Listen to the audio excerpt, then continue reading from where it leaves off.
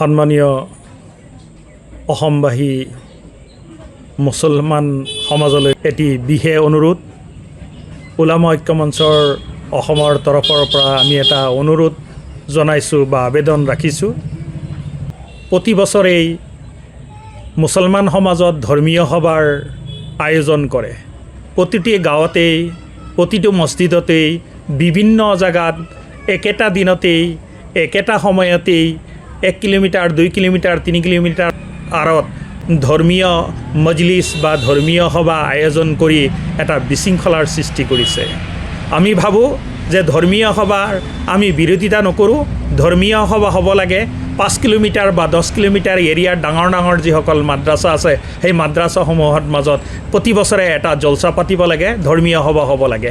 প্ৰত্যেক গাঁৱত প্ৰতি মছজিদৰ মাজত ধৰ্মীয় সভা হ'ব নালাগে। আৰু আমি এই ধৰ্মীয় সভাৰ মাজত বাংলাদেশ ভাৰতৰ বাহিৰৰ পৰা যিসকলক বক্তাক নিমন্ত্ৰণ আনি আমাৰ মাজত ৱাজ কৰিবৰ কাৰণে বা বক্তৃতা দিবৰ কাৰণে আমাৰ ওলামা ঐক্য মঞ্চৰ তৰফৰ পৰা আমি তেওঁলোকক বৰ্জন কৰোঁ। আমি তেওঁলোকক আনিব নালাগে বুলি আমি অনুৰোধ জনাইছোঁ।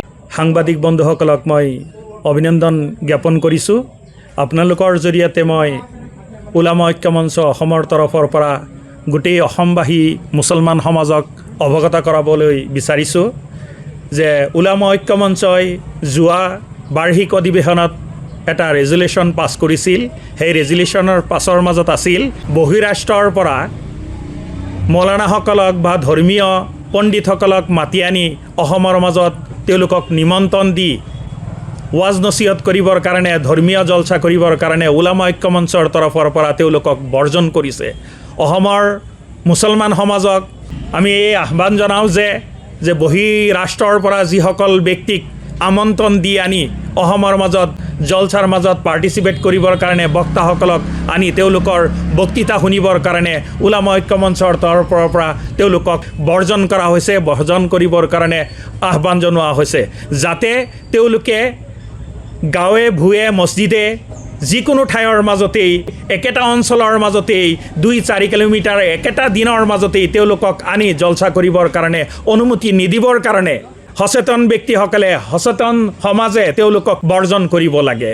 দ্বিতীয় কথা হ'ল যে এখন সমাজৰ মাজত কেইবাটাও জলচা দি প্ৰতিটো বছৰে য'ত মছজিদৰ মাজত তবলিগী জমাতৰ মানুহসকলে ৱাজ নচিহত কৰে, ধৰ্মীয় ৱাজ শুনিবৰ কাৰণে মানুহৰ যথেষ্ট হয়, সেই বুলি প্ৰতিটো মছজিদৰ মাজত প্ৰতিটো মহল্লাৰ মাজতেই 2-3 কিলোমিটাৰৰ মাজত জলচাবোৰ নাপাতিবৰ কাৰণে আমি আহ্বান জনাইছোঁ যাতে এওঁলোকৰ পৰা সাৱধান হৈ থাকিবৰ কাৰণে যে যধে মধে এইটো এটা বিজনেছত পৰিণত হৈছে। কেম্পেইনিং কৰি তেওঁলোকে চান্দা কালেকশ্যন কৰি সমাজৰ মাজত এটা বিশৃংখলা সৃষ্টি কৰিছে। 1 ঘণ্টাৰ কাৰণে ৱাজ কৰিবৰ কাৰণে 1 লাখ টকা বিদেশী ৰাষ্ট্ৰৰ পৰা এজন পণ্ডিতক বা জনাবক আনি ৱাজ কৰিবৰ কাৰণে আমাৰ অসমৰ ভাৰতবৰ্ষৰ বহুত আলিম ওলামাসকল আছে, মুফতিয়ান কেৰাম আছে, তেওঁলোকক আনিব পাৰে, তেওঁলোকক আনি ৱাজ নচিহত কৰাব পাৰে। কিন্তু বহিৰাষ্ট্ৰৰ পৰা মৌলানাসকলক আনি নিমন্ত্ৰণ দি আমাৰ অসমত যে নানে বুলি আমি এইটো বৰ্জন কৰিছোঁ আৰু অসমৰ মুছলমান সমাজে তেওঁলোকক বহিষ্কাৰ কৰিবৰ কাৰণে বৰ্জন কৰিবৰ কাৰণে আমি আহ্বান জনাইছোঁ যে আমাৰ সমাজৰ মাজত প্ৰচলিত যিসকল মাদ্ৰাছাসমূহ আছে তেওঁলোকৰ নিযুক্তি দিয়া কালেক্টৰসকল যদি আছে তেওঁলোকৰ নিৰ্দিষ্ট পত্ৰ দি কালেক্টৰসমূহ অসমৰ মাজত কালেকশ্যন কৰিবলৈ পঠিয়াব লাগে। নহ'লে অন্যথাই তেওঁলোকক দেখা গৈছে বিভিন্ন ডুপ্লিকেট ৰচিদ লৈ সমাজৰ মাজত চান্দা কালেকশ্যন কৰিবলৈ ওলাই আৰু আমাৰ হাতত ধৰা পৰে। মানুহে আমাক অভিযোগ জনায় যে তেওঁলোকৰ অৰিজিনেল চাৰ্টিফিকেট নাই, কোনো মাদ্ৰাছাৰ তেওঁলোকক নিযুক্তি কৰা নাই, নিযুক্তি পত্ৰও নাই, সেইবিলাক লৈ তেওঁলোকে অসমৰ মাজত চান্দা কালেকশ্যন কৰিছে। আৰু মই অসমৰ মুছলমান সমাজক এইটোও জনাব বিচাৰিছোঁ যে মাদ্ৰাছাসমূহৰ যিবিলাক ছাত্ৰসকল আছে তেওঁলোকক দি কালেকশ্যন কৰিবৰ কাৰণে যাতে নপঠিয়ায়। আৰু এইটোও হ'ব লাগে যাতে মুছলমান সমাজে এই বিষয়ে অলপমান সচেতন হৈ থাকিব লাগে। তৃতীয়তে আমি ক'বলৈ বিচাৰিছোঁ যে আমাৰ জাতীয় সম্পদ অসমৰ সম্পদ জুবিন গাৰ্গৰ বিষয়ে আমি উচিত তদন্ত বিচাৰিছোঁ যাতে অতি সোনকালে দোষী ব্যক্তিক সাব্যস্ত কৰি তেওঁক শাস্তি প্ৰদান কৰিবৰ কাৰণে আমি ন্যায় বিচাৰিছোঁ। আমাৰ এটা সম্পদ আছিল, এই সম্পদক আমি ওলামা ঐক্য মঞ্চৰ তৰফৰ পৰা আমি শ্ৰদ্ধাঞ্জলি জনাইছোঁ, গভীৰ শোক প্ৰকাশ কৰিছোঁ। আজি আমি এই কথাখিনি আপোনালোকৰ মাধ্যমত গোটেই অসমবাসীক জনাইছোঁ। মই আৰু এটা কথা অসমবাসী মুছলিম সমাজক মই জনাব বিচাৰিছোঁ যে এই ধৰ্মীয় সময়সূচী কেতিয়া হ'ব লাগে।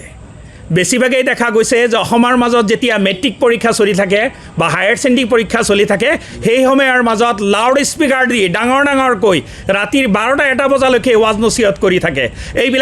এই সময়ৰ মাজত মেট্ৰিক পৰীক্ষা যেতিয়া চলি থাকে ইয়াৰ পৰা আপ টু হায়াৰ ছেকেণ্ডেৰীলৈকে এই ডিউৰিং দিছ এক্সামিনেশ্যনৰ যিটো পিৰিয়ড থাকে এই পিৰিয়ডৰ মাজত গোটেই অসমৰ মাজত ক'তো ধৰ্মীয় সভা বা ধৰ্মীয় জলচা কায়েম কৰিব নোৱাৰে, তেওঁলোকে পাতিব নোৱাৰে। যদিও পাতে লাউড স্পীকাৰ লৈ অসমৰ মাজত কেতিয়াও দিয়া নহ'ব। আৰু যদি এইবিলাক তেওঁলোকে কৰে তেনেহ'লে আমি প্ৰশাসনৰ আশ্ৰয় ল'ম, আমি প্ৰশাসনৰ ওচৰত আমি কাষ চাপিম আৰু আমি একশ্যন ল'বলৈ বাধ্য হ'ম। আমি আমাৰ সাংবাদিক বন্ধুসকলক ধন্যবাদ জনাইছোঁ। ওলামা ঐক্যমঞ্চ অসমৰ তৰফৰ পৰা মই ওলামা সমাজকৰ্মী তথা সচেতন ৰাইজক মিনতি সহকাৰে জনাইছোঁ যে আমাৰ সমাজত বহুত দেখা যায় টমটম লৈ অটো লৈ মাইকেৰে কালেকশ্যন কৰি থাকে। কেতিয়াবা দেখা যায় ছাত্ৰৰ জৰিয়তে কালেকশ্যন কৰা হয়। এইবোৰ ইছলামী দৃষ্টি ও মানুহৰ দৃষ্টিটো বহুত ঘৃণনীয়, অত্যন্ত ঘৃণনীয়। গতিকে সকলোৱে মিলি এইটো কাম বৰ্জন কৰিব লাগে। দ্বিতীয়তে কথা হ'ল আমাৰ সমাজত বিভিন্ন সময়ত দেখা যায় মদ বাং ড্ৰাগছ খাই পেলাই গাঁৱৰ পৰিৱেশ বিনষ্ট কৰি আছে।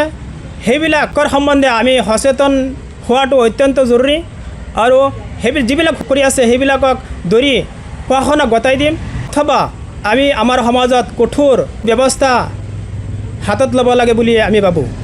যিকোনো খবৰৰ বাবে যোগাযোগ কৰক 7099017330 লগতে 7099017110 নম্বৰত।